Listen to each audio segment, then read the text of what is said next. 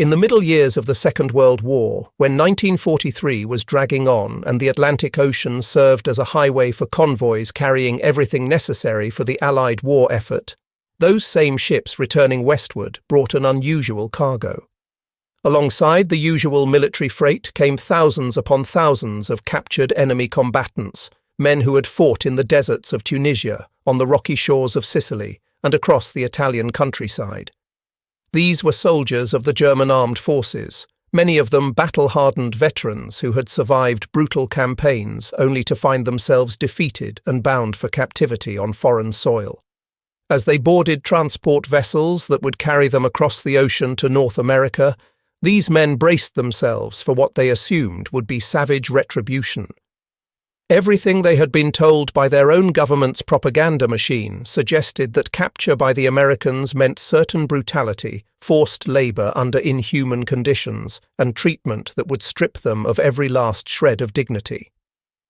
What actually awaited them on the other side of that ocean voyage would shake the foundations of everything they believed about their enemies. The American military, while maintaining strict discipline and control, adhered closely to international agreements governing the treatment of prisoners of war, and in doing so created an environment that seemed almost incomprehensible to men raised under totalitarian rule. Perhaps the most striking element of their captivity, the detail that would be recounted in countless personal recollections and memoirs written decades after the guns fell silent, was something deceptively simple. These German soldiers, enemies of the state actively at war with America, were permitted to visit civilian towns under military escort, but without being shackled, chained, or bound in any physical way. This single fact, the absence of iron restraints around their wrists and ankles, left an indelible impression that many would carry for the rest of their lives. The initial shock began the moment these prisoners stepped off the trains that had transported them from processing centers on the eastern seaboard deep into the American interior. The camps that would house them were scattered across a vast landscape, planted in states like Texas with its endless plains, Oklahoma with its red earth, Nebraska with its golden wheat fields, and Iowa with its rolling farmland. These facilities were built to contain not just hundreds but tens of thousands of German prisoners, and they were constructed not merely as places of confinement but as organized communities with their own internal structures and rhythms. Right from the beginning, the American guards, many of them young men barely out of their teens, established a careful equilibrium between maintaining authority and showing basic human courtesy. When the time arrived for prisoners to be marched out for work assignments or escorted visits into nearby settlements, there was none of the clanking metal and rattling chains the Germans had anticipated. Instead, they walked in orderly formations, supervised but not physically restrained, watched but not bound like criminals being led to punishment. For men who had spent years within the rigid hierarchical system of the Wehrmacht and who had witnessed or heard about the merciless treatment of captives in the European theatre, this absence of physical bondage created a cognitive dissonance that many struggled to process. The small towns that opened their doors to these escorted groups were typically rural communities facing severe shortages of able-bodied workers. With millions of American men serving in uniform overseas, fighting in places like the Pacific Islands and the European battlefields, the farms and small industries back home were desperate for hands to keep production moving. Local government officials, working in coordination with military authorities and the War Department's elaborate bureaucratic machinery, agreed to utilize German prisoner labor to fill this critical gap. The arrangement stipulated that armed guards must always accompany the working parties, but even here the contrast with European practices was stark and unmistakable. A small detachment of soldiers, perhaps half a dozen men carrying rifles, might oversee several dozen German prisoners who were granted the freedom to move between barns, across cultivated fields, and even along the main thoroughfares of American towns. Historical accounts from the period describe moments that must have seemed surreal to the prisoners themselves, instances when they were permitted to pause outside shop windows and peer inside at displays of goods, when they could catch fragments of radio broadcasts drifting out from local diners, or when the aroma of freshly brewed coffee from a small cafe would reach them on the street. These were men who only months earlier had been actively engaged in combat against the very nation that now extended such unexpected liberties to them. Among the most vivid memories preserved in their recollections was the simple observation that American civilians did not react to them with the fury and hatred they had anticipated. Instead of being spat upon or subjected to screamed insults and threats, the prisoners encountered something closer to reserved curiosity. Local children would sometimes point at the foreign uniforms with wide eyes, recognizing that these men were from somewhere far away. Farmers, desperately in need of help to bring in their harvests, would often acknowledge the prisoners with simple gestures of appreciation for their labor. The towns themselves stood in pristine condition, completely untouched by the bombing raids that had reduced so many German cities to rubble and ash. The streets remained intact, commercial establishments were filled with merchandise, and daily life continued with an air of prosperity that seemed utterly impossible to men whose homeland was being systematically destroyed from the air. For the German soldiers, these glimpses represented windows into a world they had been repeatedly assured did not exist, a country where material abundance, personal freedom, and social order coexisted even while the nation was fully committed to a massive global conflict. The lack of chains and shackles carried weight far beyond the merely practical, becoming a powerful symbol in the minds of those who experienced it.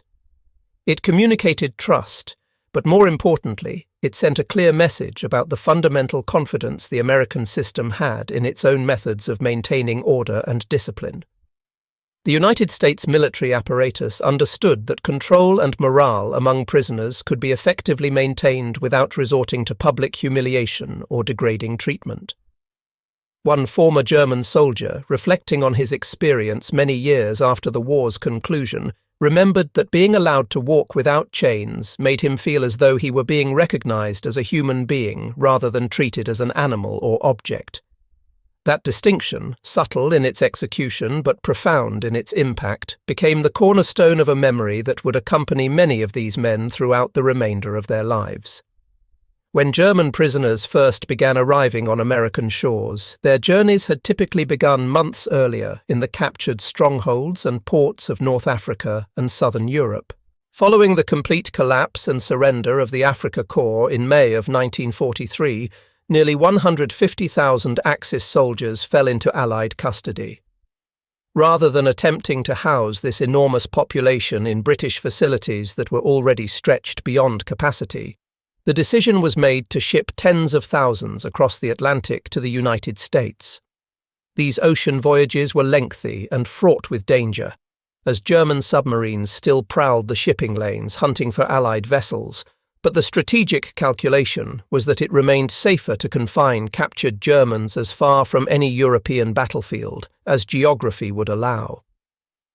By the middle phase of the war, the United States was housing close to 400,000 German prisoners of war, distributed across installations in more than 40 different states from coast to coast. Upon reaching East Coast processing facilities such as Camp Shanks located in New York or Fort Dix in New Jersey, the newly arrived soldiers were put through comprehensive administrative procedures. They were fingerprinted for identification purposes, issued standardized uniforms clearly marked with the letters PW in large black characters, and subjected to thorough medical examinations to screen for disease. The Geneva Convention of 1929 had established specific rights and protections for prisoners of war, and the American military followed these regulations with careful attention, eager to demonstrate compliance with international law. Food rations provided to the prisoners mirrored those given to American troops, and the men received basic necessities including soap, towels, and proper bedding. For soldiers who had steeled themselves for brutal mistreatment based on what their own propaganda had told them to expect, this relatively humane reception was deeply disorienting. Following the completion of processing procedures, the captives were loaded onto long trains that carried them deep into the American heartland. Camps established in Texas, including Camp Hearn and Camp Swift, became major centralized hubs for prisoner populations. Camp Atlanta in Nebraska and the Algona facility in Iowa soon housed thousands more. These installations resembled small, self-contained towns in their own right, typically surrounded by fencing but not heavily fortified in the manner of European concentration facilities. Rows of wooden barracks stretched across the grounds alongside mess halls where meals were served, canteens where limited goods could be purchased, and even chapels for religious services. Prisoners quickly discovered that discipline within these camps was enforced through organizational structure and constant oversight rather than through physical degradation or violence. American officers made it explicitly clear that as long as the established rules were followed and respected, prisoners could expect to be treated with a basic level of human dignity. It was during this initial phase of settlement and adjustment that the groundwork was laid for the practice of escorted excursions into surrounding civilian communities. The Office of the Provost Marshal General within the War Department coordinated extensively with local agricultural bureaus and municipal authorities to establish a functional system. A formal contract arrangement was developed whereby communities could request prisoner labor through official government channels. The federal government compensated the prisoners with a modest stipend in the form of canteen coupons that could be used for small purchases, while the farmers or employers who benefited from the labor paid fees directly to the United States Treasury.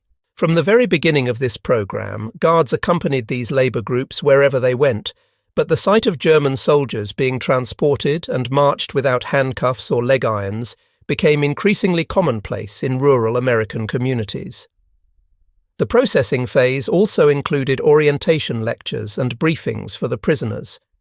They were explicitly informed that any attempts to escape would result in punishment, but that good behavior and cooperation would bring various privileges, including access to camp libraries, participation in educational courses, and for many, the opportunity to work outside the camp perimeter.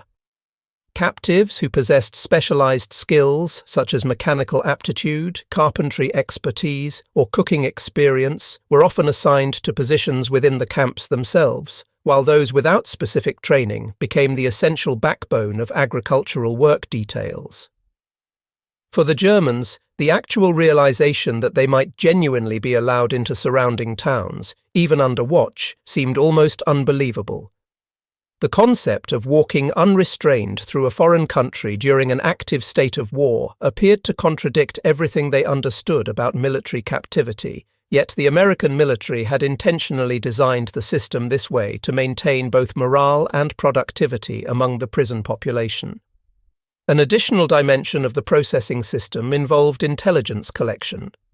Specialized facilities such as Fort Hunt in Virginia, which operated under the designation Post Office Box 1142, conducted interrogations of selected prisoners to gather valuable information about German military technology, tactical doctrine, and overall morale. Yet even in these secretive intelligence operations, the treatment of prisoners remained within the boundaries established by international law. The vast majority of prisoners of war, once they had been cleared through initial screenings, were sent on to ordinary camps where daily life soon settled into a predictable rhythm consisting of morning réveillé, regular roll calls, scheduled meals, and then transport to various labor assignments. The transition from captured combatant to established camp resident created a strange psychological state for many of these men. They were still processing the trauma and shock of defeat in places like North Africa or Sicily, the sudden reversal from active soldier to prisoner of war. Now, instead of confronting the barbed wire and systematic hostility they had anticipated, they found themselves within a structured but oddly humane administrative system. By the time the first organized work details were being assembled and trucks and buses were transporting them into neighboring communities, many of the men had already begun to understand that captivity in the United States would differ dramatically from anything they had imagined or been warned about. The absence of physical restraints during these transfers symbolized not only American institutional confidence, but also represented an acknowledgement that effective control could be maintained through organizational order and mutual cooperation, rather than through the constant application of force and intimidation. For many German soldiers, the first occasion when they actually set foot beyond the camp fences and wire remains a memory they would never forget. It was not a march in chains under heavy guard as they had envisioned, but rather a walk along quiet American streets supervised by only a handful of uniformed escorts. These early encounters with American towns revealed a reality that stood in stark contradiction to everything portrayed by the propaganda apparatus back home. The soldiers had been systematically taught to believe that the United States was a chaotic land consumed by crime, social disorder, and violent racial conflict. Yet what actually unfolded before their eyes presented a completely different picture: clean sidewalks well maintained, shops bustling with activity, and civilians who appeared more curious than openly hostile toward these foreign prisoners. In agricultural states like Iowa, Minnesota, and Kansas, the prisoners of war were escorted into towns that looked as though the war-devastating Europe had never touched them at all. German prisoners consistently noted that not a single building bore the scars of aerial bombing, not a single bridge lay collapsed in ruins, not a single street showed evidence of shelling or combat.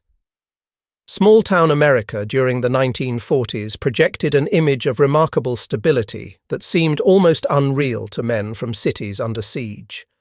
Diners were filled with local residents casually sipping coffee and chatting, movie theaters advertised the latest Hollywood releases on colourful posters, and grocery stores displayed goods that had become distant memories or unimaginable luxuries back in the Reich.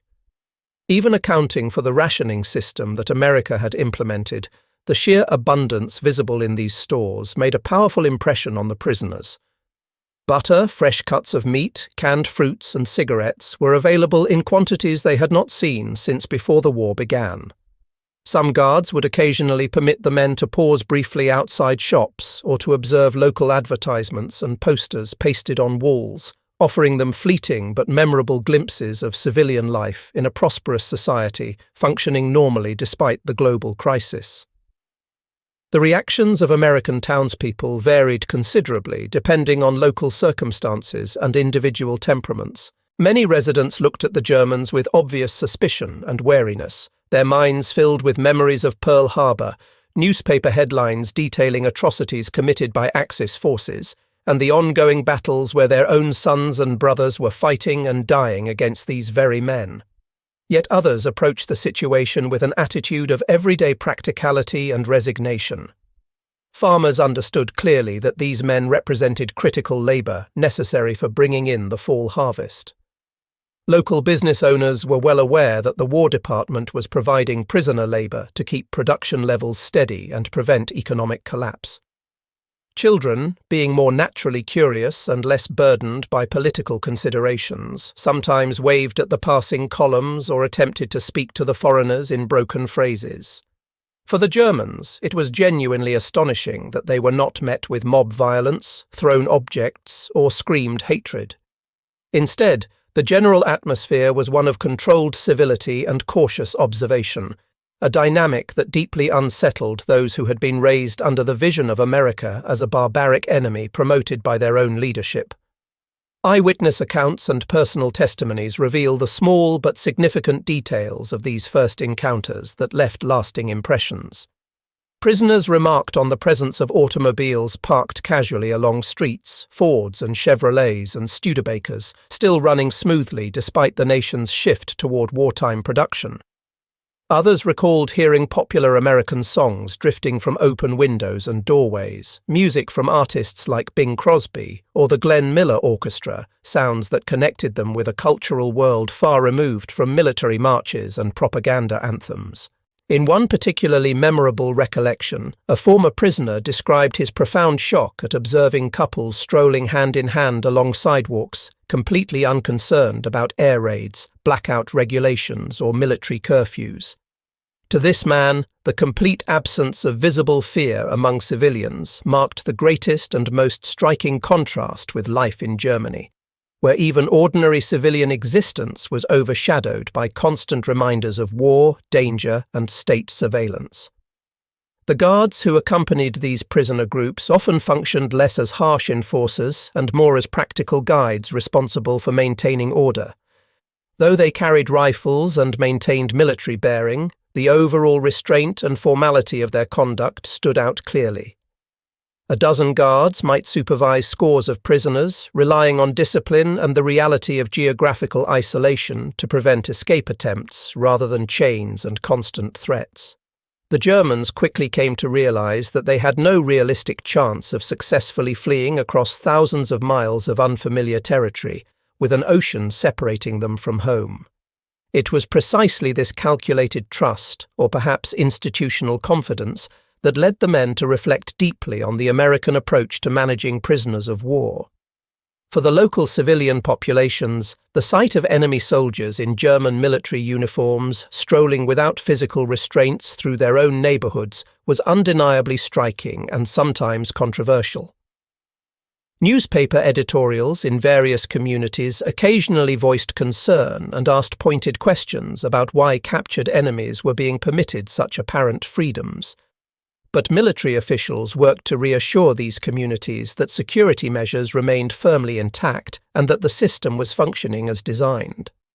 Over time, as these visits became more routine and no major incidents occurred, the practice became accepted as a necessary part of the war effort.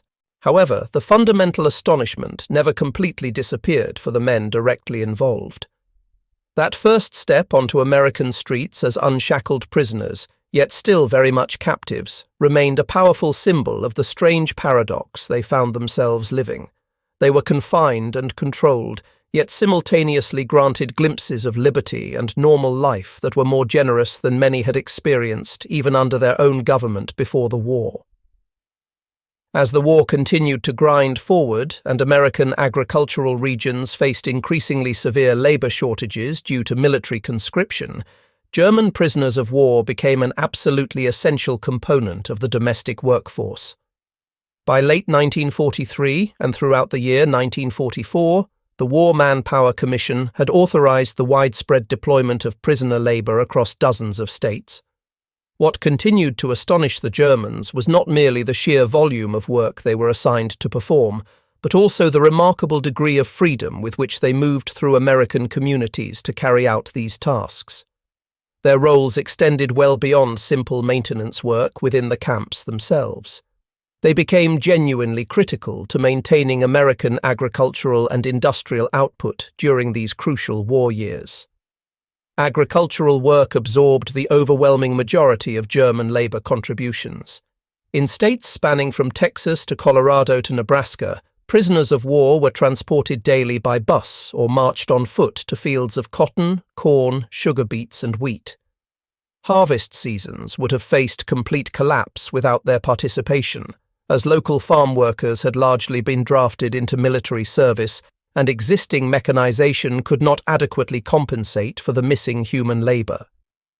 German soldiers found themselves working long hours under the sun, often supervised by just one or two armed guards for an entire work party, and yet no physical restraints were ever applied. Farmers who worked alongside these prisoners frequently recalled that the men approached their tasks with diligence and competence, perhaps motivated by the prospect of receiving better food rations as a reward, or perhaps simply grateful to be engaged in meaningful work that took them outside the monotonous confines of camp life.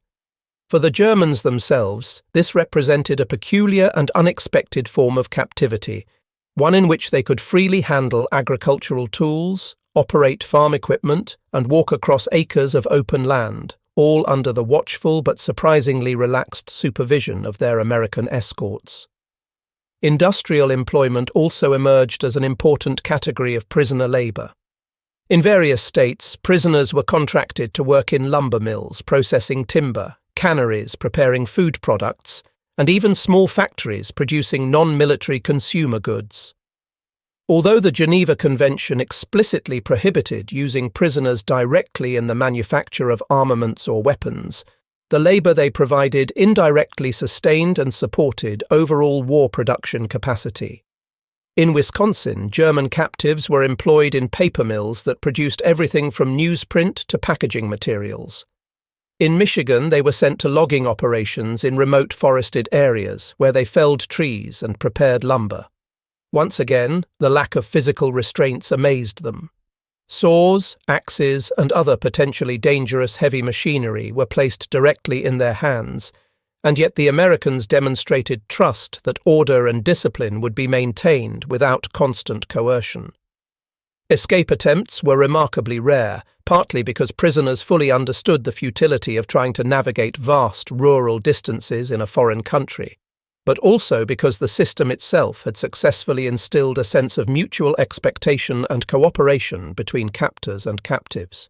The financial arrangements underlying this labor system reinforced this strange equilibrium. Prisoners did not receive actual wages paid directly to them, but instead were credited with small amounts of what was called canteen pay, which they could use inside the camp to purchase toiletries, writing paper, and even small luxury items such as cigarettes and candy bars. Farmers and local contractors who benefited from the labor paid the United States government a fixed daily rate for each prisoner assigned to their work details. German prisoners of war often remarked among themselves that this treatment compared favorably not only with what they had anticipated and feared, but also with what they knew about forced labor practices being employed across occupied Europe. These work assignments and details became one of the most memorable and formative parts of their entire captivity experience. Men who had grown up on small family farms in Bavaria or the Rhineland found themselves participating in harvests that dwarfed anything they had witnessed in their homeland. For those with agricultural backgrounds, the mechanized scale of American farming was simultaneously intimidating and deeply impressive. One prisoner later recounted in an interview his complete disbelief at encountering a single combine harvester for the first time, describing it as a machine the size of an entire house, an industrial marvel that seemed to embody the productive capacity of American society. The economic role that German prisoners played during these years left a lasting impression on American communities as well. Many farmers, when interviewed or surveyed after the war, openly acknowledged that without prisoner labor they would have suffered complete crop failures and financial ruin during the wartime period. Local newspapers occasionally published reports on the productivity levels achieved by these labor groups, sometimes noting the deep irony that enemy soldiers were actively helping to feed America and sustain its war economy.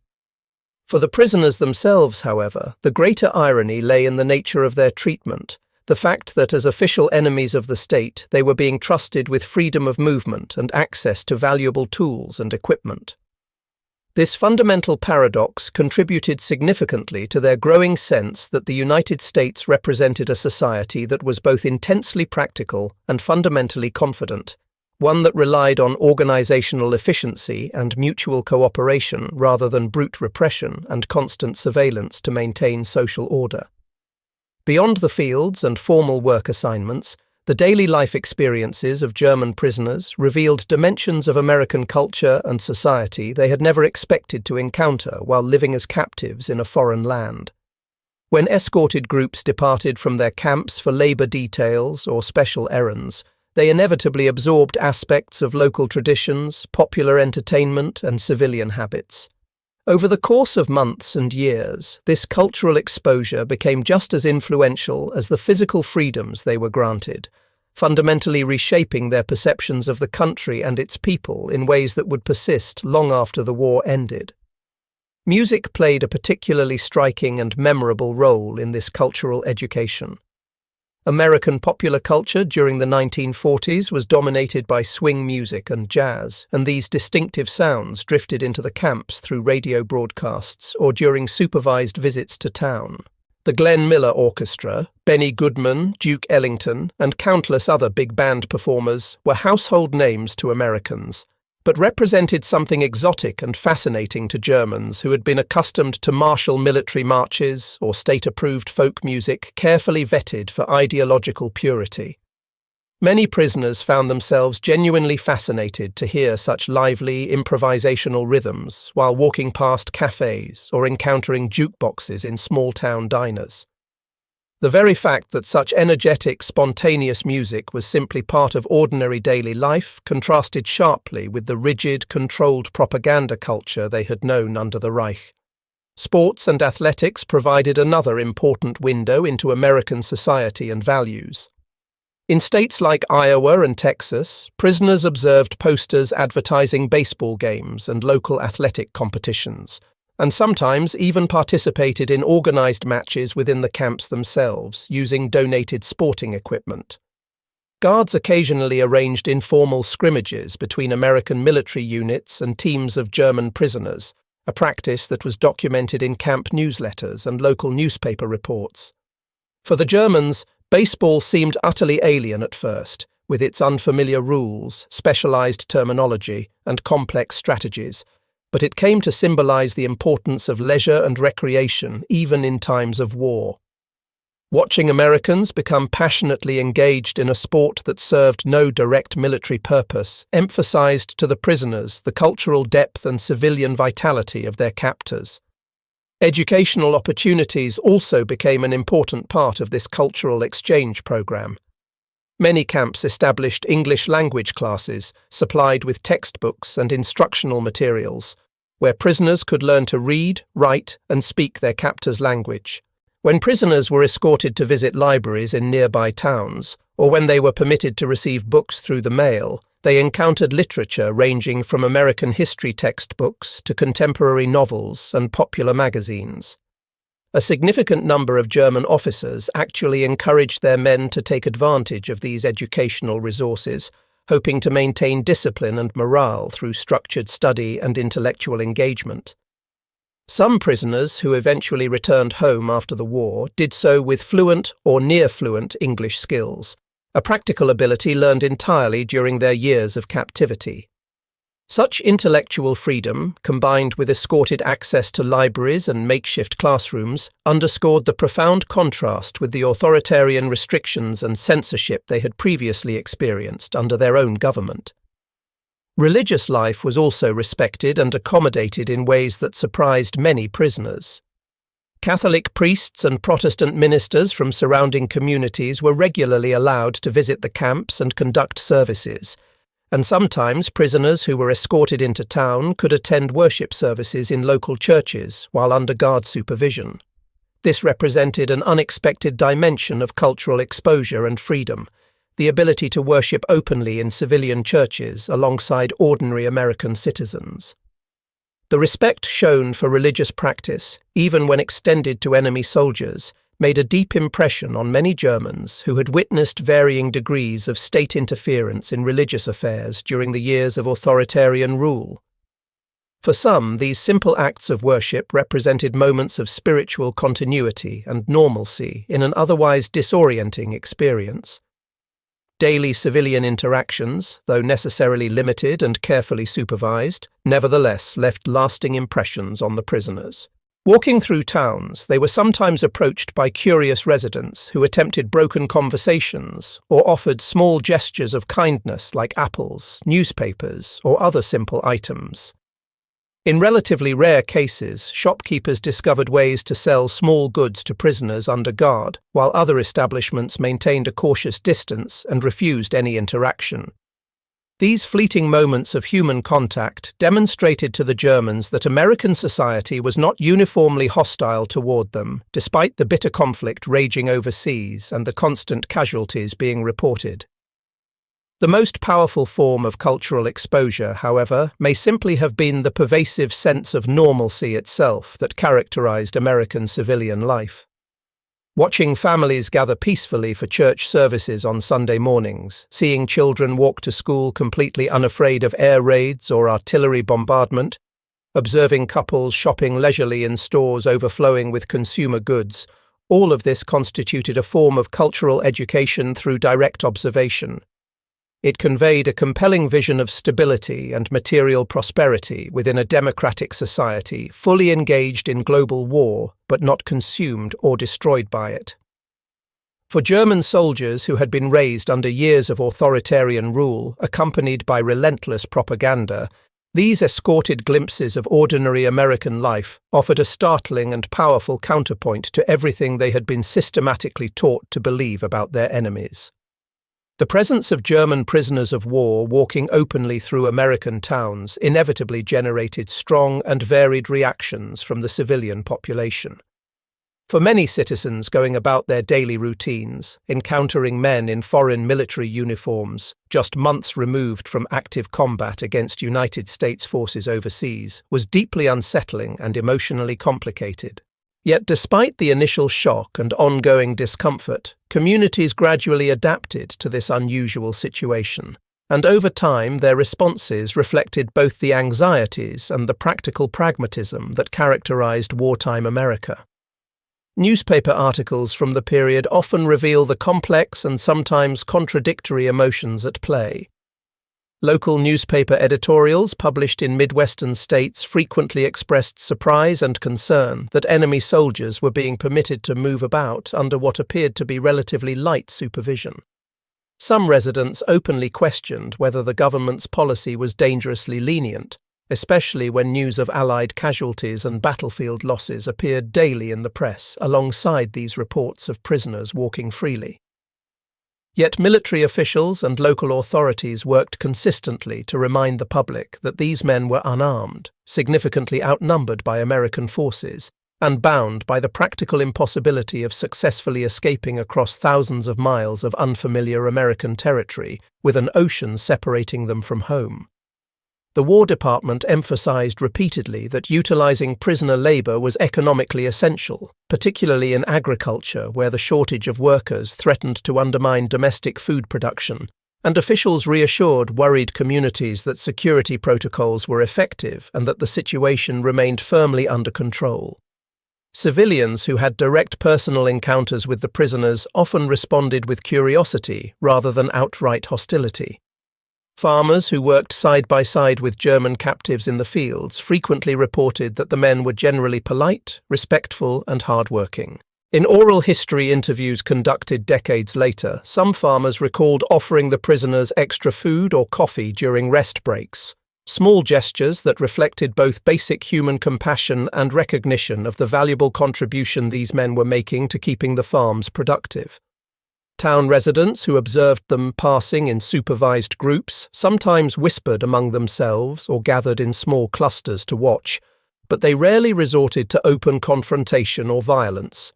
Instead, most Americans tended to observe quietly from a distance, their natural suspicion and wariness tempered by the pragmatic realization that these men were already defeated enemies, securely contained, and no longer an active threat. There were moments and situations, however, when emotions flared more intensely. Families who had received the devastating news that their sons had been killed in combat in North Africa, Italy, or the Pacific could not easily separate their personal grief and anger from the sight of former enemies walking freely down their neighborhood streets.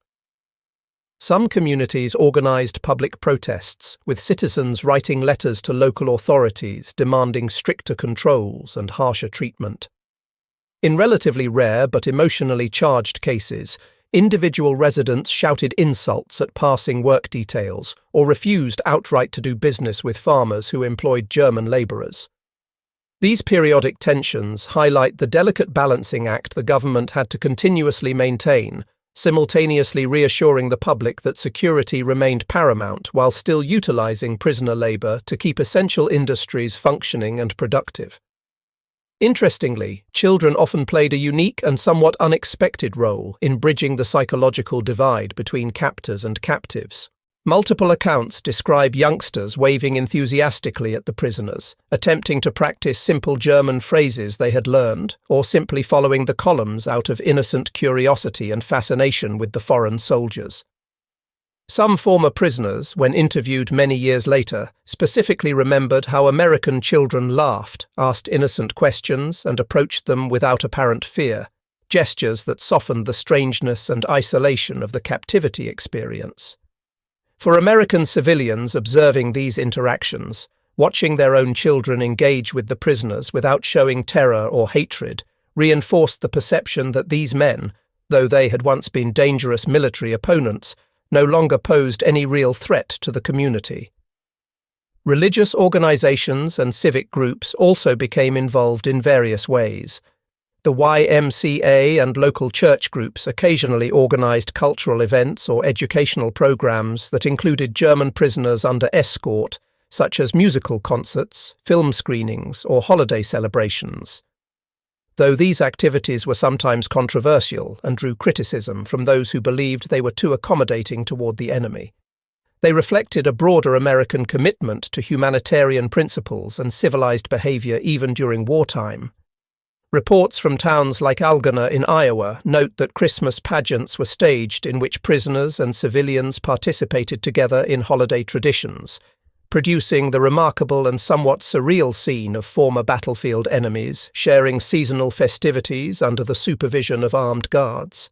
In contrast to this relatively benign treatment, some African American communities and observers could not help but notice a troubling irony: that German prisoners of war were sometimes treated with relative dignity and granted freedoms, while Black American citizens faced systematic segregation, discrimination, and denial of basic rights in their own country. This painful paradox was not lost on contemporary observers, and while not directly related to the town visit program, it underscored the complicated and often contradictory layers of American social life during these years. Overall, the reactions of American civilians toward the presence of German prisoners were neither uniformly hostile nor uniformly welcoming, but rather fell along a broad spectrum shaped by personal experiences, wartime losses, and immediate local needs.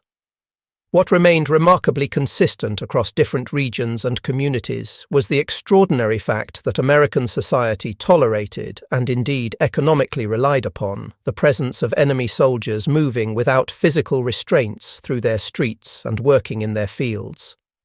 This represented an extraordinary circumstance that left deep impressions on both sides of the experience, shaping how Americans understood their own values and how German prisoners came to reassess everything they had been taught about their captors. For the German prisoners living thousands of miles from home in a foreign land, one of the few meaningful connections to their families and former lives came through the letters they were permitted to send back across the Atlantic. Under the provisions of the Geneva Convention governing treatment of prisoners of war, every captive soldier had the right to write several times each month, though every single word was carefully reviewed and censored by United States military officials before being forwarded overseas through neutral countries. These letters, many of which have been preserved in archives and private family collections, provide rare and valuable first-hand testimony about what the experience of walking through American towns without chains actually meant to the men who lived it. They also reveal the complex process by which these prisoners tried to reconcile the reality unfolding around them with the image of America they had carried in their minds based on years of propaganda. Many of these preserved accounts describe the profound disbelief that came with encountering genuine abundance and social order in the midst of a global war. A soldier from the Afrika Korps wrote home to his family in Bavaria in late 1943, explaining that they were taken outside the camp without any chains or restraints, only accompanied by guards, and that the local people looked at them with curiosity but caused them no harm. Another carefully worded letter mentioned seeing shop windows displaying meat, bread, fresh fruit, and tobacco products, items that by that point in the war had nearly vanished from German cities suffering under Allied naval blockades and increasingly devastating aerial bombardment. The mere sight of well-stocked store windows selling consumer goods became a recurring theme in these letters, and prisoners used cautious, measured language to describe how dramatically this differed from the severe scarcity and rationing their families were enduring back home. Prisoners frequently compared their current treatment with what they knew about how captives were being handled in the European theatre of war. Several men recalled in their letters that French prisoners, and especially Soviet prisoners, held in German camps had been subjected to forced labour under truly brutal and inhumane conditions, with inadequate food, shelter, and medical care. In stark contrast, the Americans not only compensated them with a small stipend for their work, but also permitted them supervised excursions beyond the camp perimeter into civilian areas. One former soldier noted in a letter written in 1944 that they were being treated more like civilian workers than like military prisoners, an observation that the censors apparently allowed to pass through, likely understanding that such statements would have a powerful psychological impact when read by families still living under authoritarian rule in Germany. The letters also reveal deeply personal reflections and growing doubts. Some men openly admitted their confusion and sense of cognitive dissonance, questioning whether they might have been systematically misled by their own government's propaganda machinery. A Bavarian farmhand who had been captured during the Tunisia campaign wrote home saying that they had been repeatedly told that Americans were violent criminals and savages without culture or civilization, yet here in captivity even the guards spoke to them with basic courtesy and respect. "It is difficult to understand," he wrote simply, a statement that captured the bewilderment many felt. Another letter, preserved in a family archive in Württemberg, described how prisoners were actually allowed to attend church services in town under guard supervision, an experience the writer characterized as the most humane treatment I have ever witnessed in my entire life. Of course, not all letters painted an entirely positive or rosy picture of captivity. Some prisoners expressed feelings of boredom, profound isolation, and frustration at the seemingly endless separation from their loved ones with no clear end in sight. Others hinted at lingering resentment, noting with bitterness that their forced labour was being used to support and sustain the economy of their enemy. Still, the dominant emotional tone across hundreds of preserved letters was one of genuine surprise at the level of trust being demonstrated during their supervised excursions into American communities. The simple absence of physical chains and restraints seemed to symbolize a much broader difference in fundamental ideology and approach, representing a belief in maintaining order through institutional confidence and mutual cooperation, rather than through fear, coercion, and constant intimidation. After the war concluded, many veterans later recalled that writing about these experiences had been a crucial way of processing what was happening to them. Some men were naturally cautious in their phrasing, fully aware that their words would be scrutinized by military censors, but others managed to insert subtle hints and implications, suggesting that life in captivity was fundamentally reshaping their understanding of the world. Oral history interviews collected decades later during the 1980s and 1990s often referenced these wartime letters as representing the moment when prisoners first admitted, even to themselves in private thoughts, that America was profoundly different from what they had been systematically taught to believe. For their families still living in Germany and receiving these letters, the experience must have been deeply bewildering and disorienting. They were enduring constant aerial bombardment, severe rationing of all basic necessities, and strict government censorship of all information, while simultaneously reading letters from their captured sons describing towns where food remained plentiful, goods filled shop shelves, and guards trusted captive enemies to walk without physical restraints through public spaces.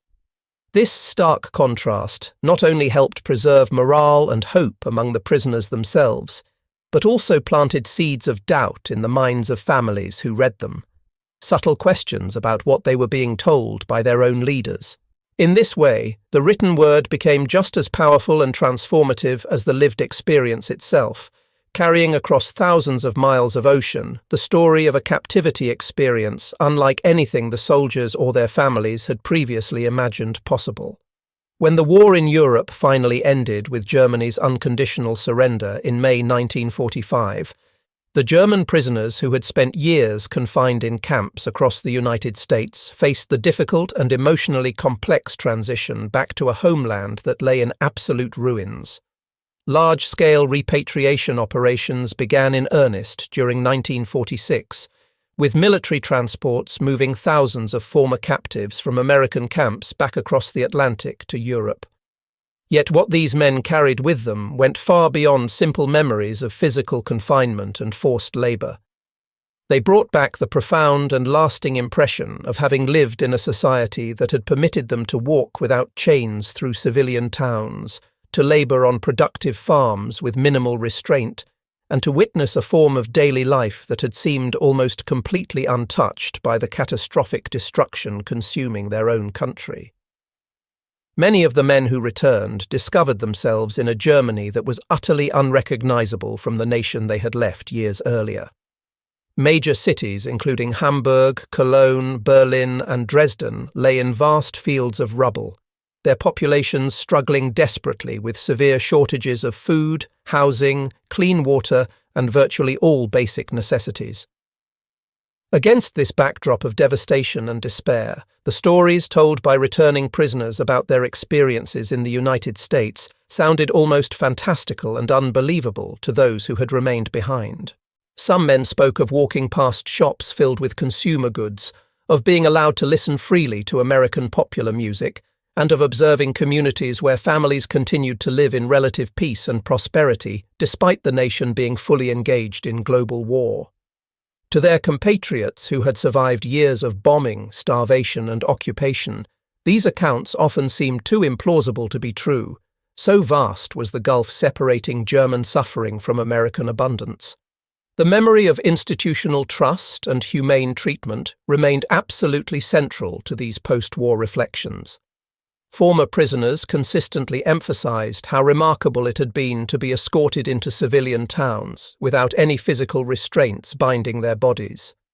For men who had been raised in a totalitarian regime where fear and systematic coercion were the daily tools of governance and social control, the concept that authority could be effectively exercised without constant intimidation and degradation made an indelible impression. Several memoirs published in the decades after the war describe this realization as representing a genuine turning point in their understanding of how democratic societies could function.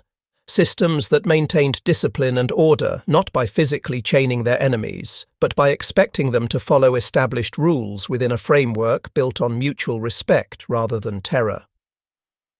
Historians and sociologists studying this period have noted that this exposure to American democratic practices had subtle but genuinely lasting effects on post-war German society and political culture.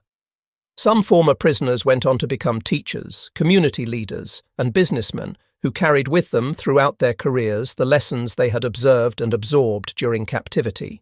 They drew explicit contrasts between American practices emphasizing fairness, transparency, and organizational efficiency with the authoritarian structures and arbitrary brutality of their past experiences. Oral history collections assembled during the 1980s and 1990s consistently show that many of these men considered their years spent in the United States as genuinely formative experiences, profoundly shaping their views of democracy, human rights, and international cooperation, and in some cases directly influencing their support for West Germany's strategic alignment with the Western democratic bloc during the emerging Cold War. These impressions also fundamentally affected how former prisoners remembered and spoke about their former captors. Instead of recounting stories filled with bitterness, resentment, and anger at having been imprisoned, many expressed genuine gratitude for having been treated according to the provisions of international law. The accumulated stories of supervised town visits, agricultural work details, and countless civilian encounters were retold to children and grandchildren as powerful examples of unexpected humanity and decency emerging in the midst of brutal global conflict. The absence of chains in all those memories became a potent symbol representing the wider and deeper differences they had personally experienced. Stark contrasts between propaganda lies and observed reality, between systematic repression and institutional trust, between utter destruction and continued abundance. Yet this transition back to civilian life in defeated Germany was far from simple or uniformly positive. Some former prisoners struggled intensely to reconcile their relatively positive experiences in American captivity with the complete devastation they discovered upon returning home. For those men who found themselves returning to Soviet-occupied zones in eastern Germany, openly sharing such stories could actually be genuinely dangerous, as communist authorities were deeply suspicious of anyone who had been exposed to and potentially influenced by Western democratic ideals and capitalist prosperity. Others discovered that neighbors and family members, themselves scarred by years of bombing raids, military occupation, and devastating personal losses, were completely unwilling to hear about supposedly decent treatment received from the enemy. As a result of these various pressures, Many former prisoners consciously suppressed their memories and remained silent about their experiences for decades, only beginning to speak openly about what they had witnessed during their final years of life. Despite all these complications and challenges, the fundamental legacy of their wartime captivity remained unmistakably clear. The extraordinary historical fact that German soldiers, once active combatants fighting against the United States military, had been permitted to walk freely and without physical restraints through American civilian towns became a narrative that endured and resonated across multiple generations. It powerfully illustrated one of the great paradoxes of the Second World War, demonstrating that even in the midst of the most bitter and destructive fighting in human history, there could still exist moments and policies of fundamental humanity that defied all expectations and ultimately helped shape the course of post-war reconciliation between former enemies. The memory of walking unchained through American streets remained, for those who experienced it, a testament to the possibility that even in the darkest of times, civilization and human decency could somehow persist and ultimately prevail.